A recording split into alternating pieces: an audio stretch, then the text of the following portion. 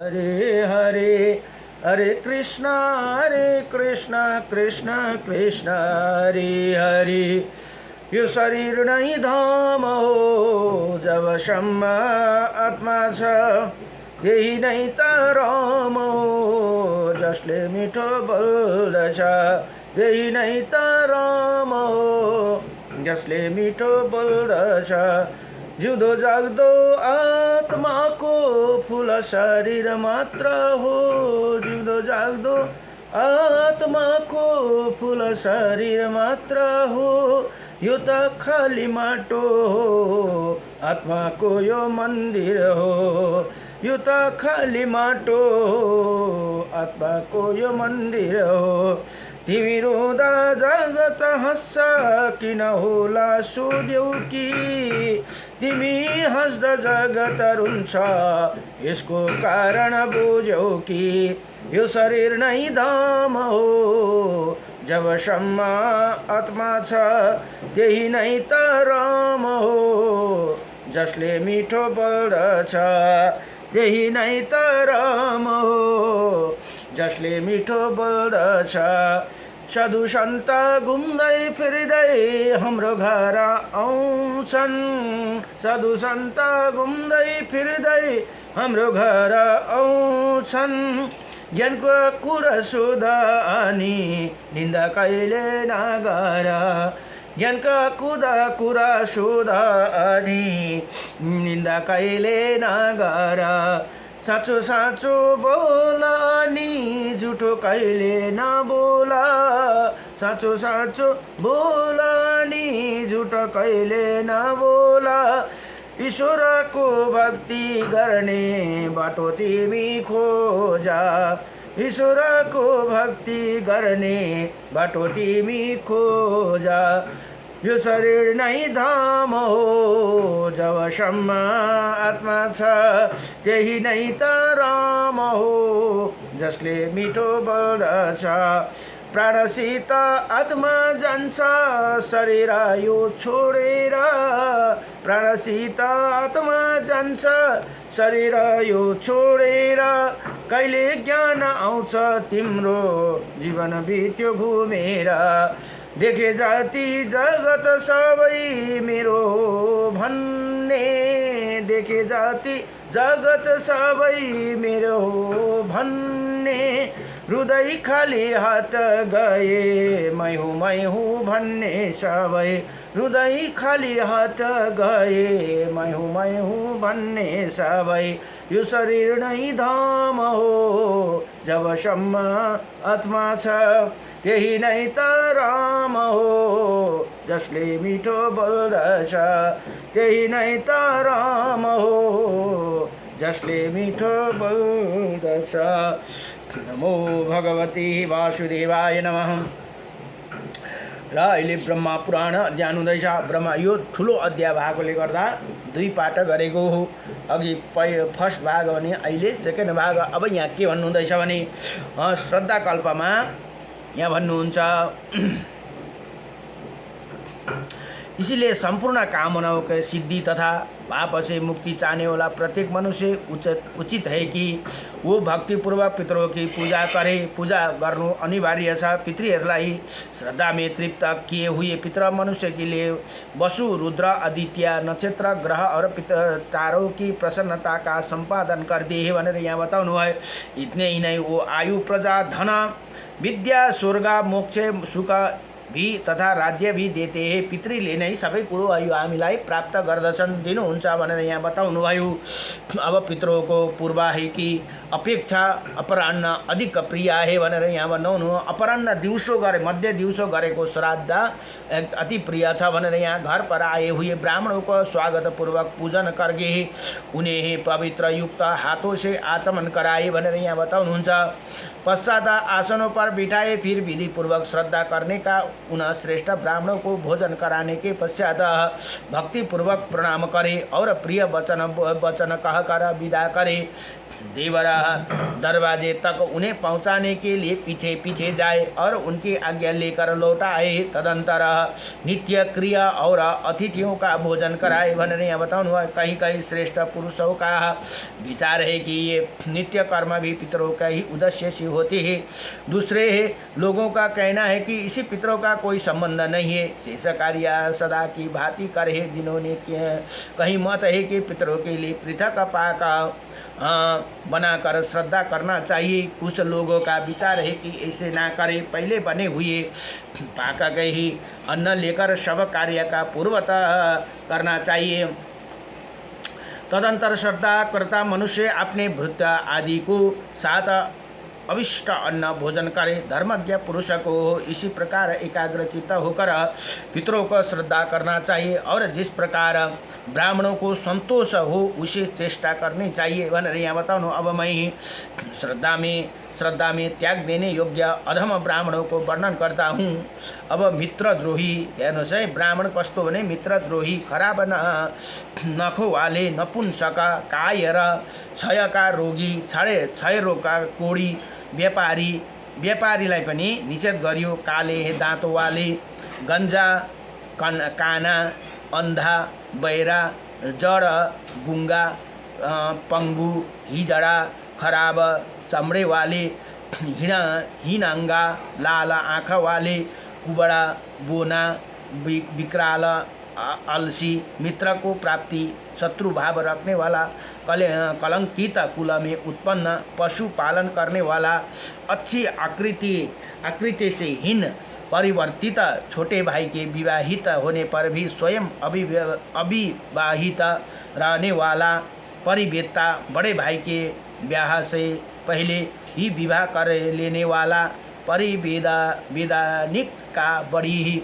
बहन के विवाह के पहले ही विवाह करने वाली, स्त्री का पुत्र, सूत्र जातीय स्त्री का स्वामी और उसका पुत्र, ऐसे ब्राह्मण को श्रद्धा का भोजन का अधिकारी नहीं है भनेर यहाँ बताउनु भयो। यस्ता ब्राह्मणलाई भोजन गराउनु भएन।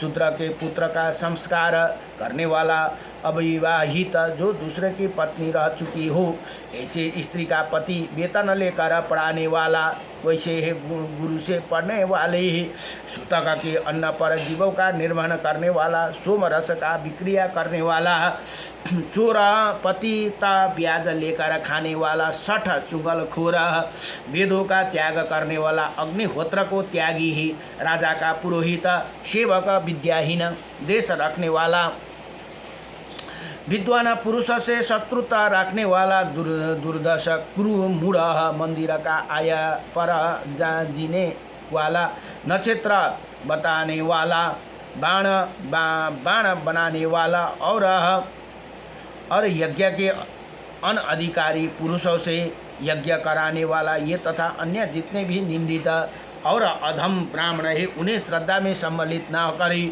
क्योंकि वो पंथी के दूषित करने वाला है। जहाँ दुष्ट पुरुषों का आधार और साधु पुरुषों की अवहेलना होती है, वहाँ देवताओं का दिया हुआ भयंकर दंड तत्काल ऊपर पड़ते हैं। जो शास्त्र विधि की अवहेलना करके मूर्ख को भोजन कराता है, वो दाता प्राचीन धर्म का त्याग करने के कारण नष्ट हो जाते हैं। जो अपने आश्रम में रहने वाली ब्राह्मण का परित्याग करके दूसरों की बुलाकर भोजन कराता है, वो दाता उसी ब्राह्मण को शोक इच्छा बास की आंगन में दगत होकर नष्ट हो जाते हैं भनेर यहाँ बताउनु भयो।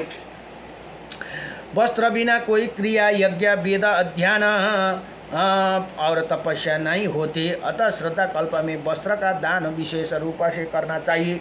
जो रश्मि सूता के बिना कटा हुआ वस्त्र श्रद्धा में देते हैं, उसे उत्तम भोगों की प्राप्ति होती है। जैसे बहुत सी गौ का बछड़ा अपनी माता के पास पहुंच जाते हैं, उसी प्रकार श्रद्धा में ब्राह्मणों को भोजन भोजन किया हुआ अन्न जीवों को पास वहाँ जा भी रहते हैं, उसी पहुँच जाते हैं। नाम गोत्र और मंत्र ये अन्न को वहीं ढाकर नहीं ले जाते, अपितु मृत्यु के प्राप्त हुए जीवों तक तृप्ति पहुँचाते हैं। वही श्रद्धा में तृप्त लाभ करते हैं। देवताभ्यं पितृभ्य स्वाहा मायुगेभ्य एवं च नमः स्वाहे स्वदाये नित्यमेव नमो नमः। इस मंत्र का पाठ गर्नु भनेर यहाँ बताउनु। फेरि भन्नु देवताभ्यं पितृभ्य स्वाहा महायोगीभ्य एव च नमः स्वाहे स्वदाये नित्यमेव नमो नमः भनेर यो मंत्र पढ़ेर बताउनु भयो। ये तो गुरुहरूले पढ़िहाल्नु चाहिँ। इसी मंत्र का श्रद्धा के आरंभ और अंत में 3 बार जप करें। पिंडदान करते समय भी एकाग्र चित्त होकर इसका जाप करना चाहिए। इसे पितरा शीघ्र ही आ जाते हैं और राक्षस भाग खड़े होते हैं तथा तीनों लोका में पितर तृप्त होते हैं भनेर यहाँ बताउनु भयो। ये मंत्र पितरों को तारने वाला अदा श्रद्धा में रेशम सन अथवा कपास का नया सूत देना चाहिए भनेर यहाँ बताउनु। ऊन अथवा पाट का सूत्र वर्जित है। ऊन र पाटको सूत्र चाहिँ दिनु भएन भनेर यहाँ बताउनु भयो। उनीको चीज है, उनको चीज पनि दान गर्नु हुँदैन अरे श्राद्धमा। र एउटा पाट भन्ने हुन्छ सूत्र, त्यसको पनि चीज दान दिनु हुँदैन। विद्वान पुरुष जिसमें कोर ना हो ऐसे वस्त्र फटा ना होने पर भी श्रद्धा में ना दे क्योंकि उसमें पितरों का तृप्ति नहीं होती भनेर यहाँ बताउनु। और दाता के लिए भी अन्य का फल प्राप्त होते हैं भनेर यहाँ बताउनु भयो।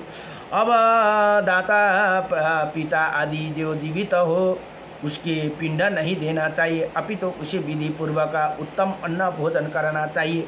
भोग की इच्छा रखने वाला पुरुष श्रद्धा के पश्चात पिंड को अग्नि में डाल देते हैं और जिन्हें पुत्र की अभिलाषित हो वही मध्यम अर्थात पितामह के पिंड को मंत्र उच्चारण पूर्वक अपनी पत्नी के हाथ में दे देते हैं। पत्नी उसे खा ले जाए, उसे उत्तम कांति इच्छा रखने वाले ही हो भनेर यहाँ बताउनु भयो। श्रद्धा के अंतर सब पिंड गौ को खिला दे। बुद्धि यश और कृति चाहने वाला पुरुष पिंडों को जल में डाल दे। दीर्घ आयु के अभिलाषी पुरुष उसे कौओं को दे दे। अब कुमार साल की इच्छा रखने वाला मनुष्य वो पिंड मुर्गों को दे दे। अब कुछ ब्राह्मण ऐसे कहते हैं कि पहले ब्राह्मणों से पिंड उठाओ और ऐसे आज्ञा ले ले और उसके बाद पिंडों को उठाए। अतः ऋषियों की बताई हुई विधि के अनुसार श्रद्धा का अनुष्ठान करे भनेर यहाँ बताउनु भयो। अन्यथा दोष लगता है कि और पितरों को भी नहीं मिलते हैं ये जो धान तिल गऊ मूंगा सावा सरसों का तेल तिनका चावल और कागुणी आदि से पितरों को तृप्त करे भनेर यहाँ बताउनु। आम आम्रा बेल अनार बिजौरा पुराना औंला खीर नरिवल फलासा फालसा नारंगी खजूर अंगूर नीलकैथ परवल चिरौंजी बेर जंगली बेर इंद्रजौ और भुतवा इन फलों को श्रद्धा में यत्नपूर्वक लेना चाहिए। गुड़ शक्कर खाड़ गाय का दूध दही घी तिल का तेल मेधा तथा समुद्र में इसी समुद्र और झील से उत्पन्न होने वाला नमक पवित्र सुगंध चंदन अरगज तथा केसर भी पितरों को निवेदन करे। समाये की साप चौलाई बेथुआ मूली तथा जंगली साग श्रद्धा में देने योग्य हे चंपा चमेली बेला लोधा अशोक तुलसी तिल शतपात्र सुगंधित शेफालिका कुब्जा तगर बेण वन केवड़ा और जूही आदि पुष्प श्रद्धा में अर्पण करने योग्य है। कमला कुमद पद्म पुंडरीका इंद्रवर कोकोनद और कहार भी पितरों को निवेदन करे। गुगल चंदन श्रीवास बेला अगार तथा श्री ऋषि गुगल ये पितरों का योग्य धूप है। चाना और मुसुर श्रद्धा में वर्जित है। हेर्नुहोस् है, चाना को दाल र मुसुरी दाल चाहिँ चलाउनु हुँदैन रे, श्राद्ध में वर्जित है। स्त्री उठनी और भेड़ियों को दूध दही और घी का परित्याग करी भनेर यहाँ बताउनुभयो। उटहरूको और भेडाका दूध दही भैँसीको सबै परित्याग गरी ताडहरू बरुमा काङ्कोल बहुपात्र शिवलिङ्ग अर्जुनी फल निम्बु रक्त बिल्लव और साल के फल का भी श्रद्धा में त्याग करी भनेर यहाँ बताउनुभयो। अब पितृकर्म में कस्तुरी गौरोचन पद्मचन्दन कालेयक काली अगार हिङ अजवान और लोह बानकी गन्ध वर्जित हे भनेर पनि यहाँ बताउनुभयो। कस्तुरी पनि भएन, गोरोचन पनि चलाउनु भएन, पद्मचन्दन पनि भएन, कालेयक भनेको के हो, काली अगर, हिङ अजवाइन भनेको ज्वानो और लोहाबान की गन्ध वर्जित हे, ज्वानो पनि चलाउनु हुँदैन रहेछ। पालक का साग बडी इलायची, हेर्नुहोस् है, पालक का साग बडी इलायची चिराइता सलजम गाजर अमलोनी का साग चुका का साग चेना की पत्ता साग पहाडी कंद सोवा सोप पटुवा साग गन्दु सुकर बराही कंद हलभुत्त सर्स्युङ प्याज लसुन सर्स्युङको साग पनि भने त सर्स्युङ हलभुत्त सर्स्युङ प्याज लसुन सकरकन्द भैँसेकन्द जिमकन्द के हो अब यो हिन्दी नाम, सुथुनी लौकी पोट पेह टुल कमहडा मिर्चा सोठ पिपल बैगन केवाच बेडा बहेडा कच्चे गेहूं का अर्क सुत बाती अन्न हिंग कचनार और सजना इन सब वस्तुओं का श्रद्धा में उपभोग ना करे भनेर यहाँ बताए। ये सजना पनि चल्दैन रहेछ, जो अत्यंत खट्टा अधिक चिकना सूक्ष्म बहुत देर तक बना हुआ और नरिश हो तथा जिसमें मदिरा का सी गंधा आती हो, ऐसे पदार्थों को श्रद्धा में नादी चिरायता नीम राई धनिया तरबूज और अलम्ब वेद भी श्रद्धा में वर्जित है। अनार छोटी इलायची नारंगी अदरक इलायची इमली आमड़ा और नेपाली धनिया श्रद्धा में उपभोग करना चाहिए। अब के बारे उपभोग करने में चाहिँ अनार भनेको दारिम, छोटी इलायची यो नरंगी भनेको हेर्नुपर्छ के, अदरक त के रे इमली भनेको तित्री, आमड़ा और नेपाली धनिया, अब यो नेपाली धनिया भनेको त्यही जुन हामीले खाने त्यही त होला, नेपाली धनिया श्रद्धा में उपभोग करना चाहिए। खीर समेर मूंग लड्डू पान का रसाल आम और गोदूत को भी श्रद्धा में भक्ति पूर्वक देना चाहिए भनेर यहाँ बताउनु। जो भी स्वादिष्ट एवं स्नागत खाद्य पदार्थ हो उसके श्रद्धा में उपभोग करना चाहिए, जिनमें खटाई और कड़ुआपन मन तीतो कम हो, ऐसे ही वस्तु का उपभोग करना चाहिए। उचित है अधिक खट्टे अधिक नमकीन अधिक कड़वे पदार्थ असुरों की भोजन है, अतः उसे दूसरे ही त्याग दे। मीठे स्नेहयुक्त थोड़ी ही चारा पेरो और थोड़ी खट्टे ही स्वादिष्ट पदार्थ दिनों देवताओं का भोजन है, अतः उनका श्रद्धा में उपभोग करे। श्रद्धा में निषेध वस्तु भोजन करने वाला मनुष्य रोरब नरक में पड़ते हैं। अभक्ष वस्तुओं का ब्राह्मण को कदापि ना दे। बेर की पत्ते का साग जम्बिरी नींबू सहजन कचनार खली मसूर गाजर सन की पत्ता का साग कोदो ताल मखाना चुका का साग कुम्बुक पदम काठ का फल लौकी ताड़ी और ताड़ा वृक्ष के फल का श्रद्धा में भोजन करने से मनुष्य नरक में पड़ते हैं भनेर यहाँ बताउनुभयो। श्रद्धामा यो चीज खानु भएन। जो पितरों के लिए उक्त निषेध वस्तु अर्पित करता है वो उन्हें पितरों के साथ ही पयुवाह नाम का नरक में गिरता है भनेर यहाँ बताउनुभयो। यदि अनजाने में ये प्रमादवश एक बार इन निषेध वस्तु का भक्षण कर तरीका कस्तो तर्साको हो। भक्षण करके उसे दोष के निवृत्ति के लिए प्रायश्चित करने आवश्यक है। 7 दिनों तक क्रमशः फल मूला दूध दही तर्का गौमूत्र और जौ की लपसी ही खाकर इसी प्रकार ब्राह्मणों को विशेष भगवान विष्णु के भक्तों को उचित है कि एक बार भी निषेध आचरण कर लेने पर इसी प्रकार शरीर की शुद्धि करे। ऊपर बताई हुई निषेध वस्तुओं का आवश्यक त्याग करे। अपनी शक्ति के अनुसार श्रद्धा की सामग्री एकत्रित करके ही विधि पूर्वक श्रद्धा करना चाहिए। कर्तव्य है कि जो अपने विभव के अनुसार इसी प्रकार विधि पूर्वक श्रद्धा करते हैं वो मानव ब्रह्मा से लेकर घटी पर्यंत संपूर्ण जगत को तृप्त कर देते हैं भनेर यहाँ बताउनुभयो।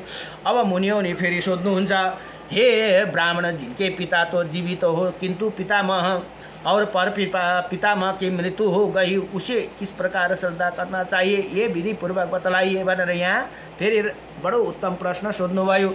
अब यहाँ व्यास जी भन्नुहुन्छ, पिता जिनके लिए श्रद्धा करते हैं उनके लिए स्वयं पुत्र भी श्रद्धा कर सकता है। ऐसे करने से लौकिक और वैदिक धर्म की हानि नहीं होती भनेर यहाँ भन्नुहुन्छ। मुनियों ने पूछा, है विप्रवर, जिसके पिता की मृत्यु हो गई और पर पितामह जीवित हो उसे किस प्रकार श्रद्धा करना चाहिए ये बात बताने की कृपा करे भनेर यहाँ बताउनुहुन्छ। अब व्यास जी भन्नुहुन्छ, पिता को तो पिंड दे, पितामह को प्रत्यक्ष भोजन कराए और पर पितामह को भी पिंड दे दे, यही शास्त्र का निर्णय है।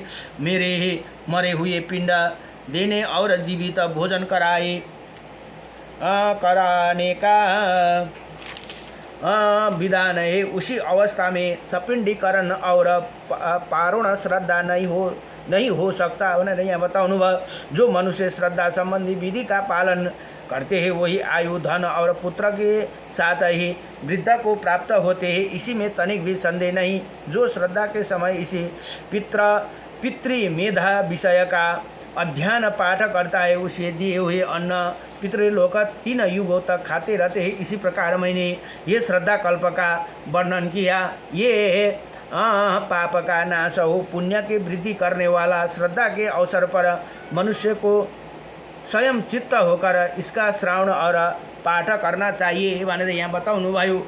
अब यति भनेर श्री ब्रह्मा पुराण को 90 अध्याय में श्रद्धा कल्प का वर्णन भाग 2 यहाँ संपूर्ण भयो। नमो भगवते वासुदेवाय। अब भोलि 91 अध्याय में अब गृहस्थ चित्त सदाचार तथा कर्तव्य का वर्णन भनेर भोलिको प्रसङ्गमा पनि बडो दिव्य प्रसङ्ग छ। नमो भगवते वासुदेवाय। र आज अब यो दशैँको कोजाग्र पूर्णिमा हो। हिजो व्रत थियो भने आज कोजाग्रको पूर्णिमा।